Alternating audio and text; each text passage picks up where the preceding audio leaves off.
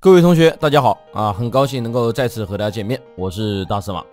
这一期呢，我们给大家带来的是这个深度复盘的特别版《峡谷之巅》。峡谷之巅呢是一个英雄联盟开放的超级专区，它是实名制的，门槛要求呢是钻1啊。在这样的前提下，它的竞技环境非常好。为了成为这个最强王者啊，很多民间的大神、主播，甚至这个职业选手啊，都加入了这个冲锋的队列。那么这里面究竟有多厉害，又厉害在什么地方？接下来呢，金牌讲师来给大家复盘一场峡谷之巅第一在里面的这个质量王者局啊。通过这场比赛，告诉这个大家高端局和平常的路人排位区别在哪里。好，我们进入比赛，观察双方的阵容啊。首先呢，第一点区别就是阵容了。如果有关注赛事的同学们啊，应该不难发现，虽然这里呢还没有10班机制，但是这里面的英雄选择呢，已经和 LPL 的这个职业赛事呢非常接近了，搭配也很合理啊。AD、AP 前排后排划分得很明确。你像什么蛮异性这些英雄啊，这里也会有，但是你想同时看到，那基本上是不用想了。而且呢，他们这个进入比赛后的动作啊非常快的，1级抱团搞事的概率很高啊，就算不搞事，他也不会在野区的挂机啊。因为对于认真想赢的人来说呢，比赛后的每1秒，它都是非常关键的啊。就算抓不到人，入侵做视野也是非常好的啊。可能我们平常这样玩的时候啊，那个鼠标往外一点啊，然后呢就出去聊天了啊，不知道干什么了，那很有可能就会被杀掉。接下来说这个第2点啊，对线抢2。为什么要拿这个单独出来说呢？因为它非常重要。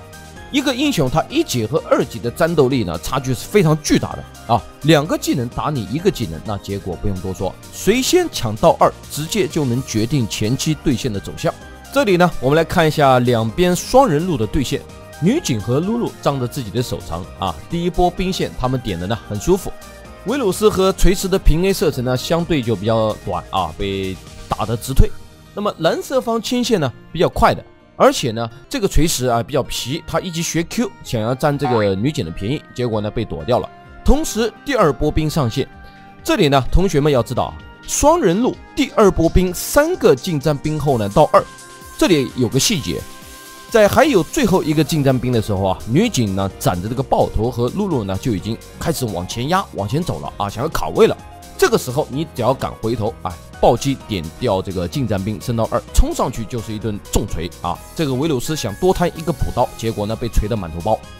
这里面呢其他路也是一样的啊，谁能够先抢到2，谁就能掌握接下来的这个几分钟的推线权啊！如果你抢不到2的话呢，那就少补几个兵，不要因小失大。平常呢很多同学在玩的时候可能就不注意这一点啊，还在想，哎呀，我到底选哪个技能好呢？先来个加点再说。你看这里面人家早就预谋好了，第3点啊，胆大心细。那么胆有多大，心有多细呢？我们看一下4分钟上路这一波的1v1单挑就知道了啊。满血的卡米尔对阵这个1/3血的小克烈，我们先来看一下这个过程。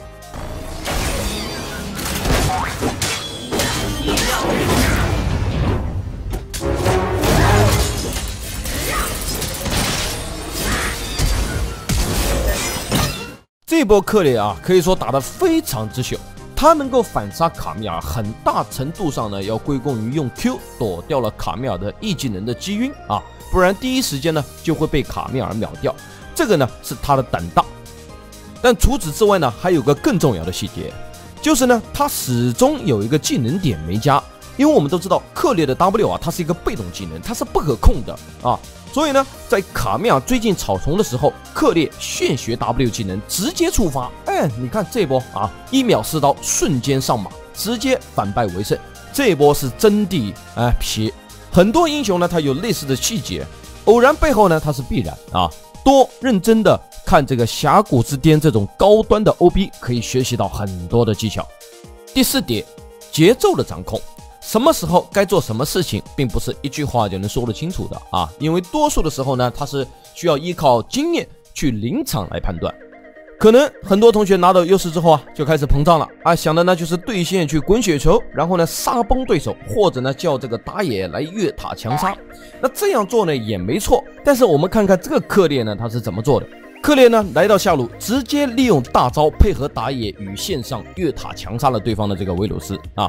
这一波呢不但是击杀了维鲁斯，让他丢下了一大波兵线啊，对线基本上是没法打了啊。换成平常的路人局，如果是我的，那我都不想打了，是吧？啊，而且呢还拿下了这个防御塔的一血与第一条火龙。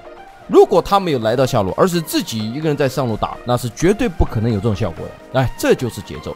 我们相信峡谷之巅里面这么多高手，每个人呢都有自己的拿手英雄与擅长的节奏，而不是平常的路人局简单的这个抱团，对吧？这个东西呢就需要咱们大家自己去看、去学、去悟了。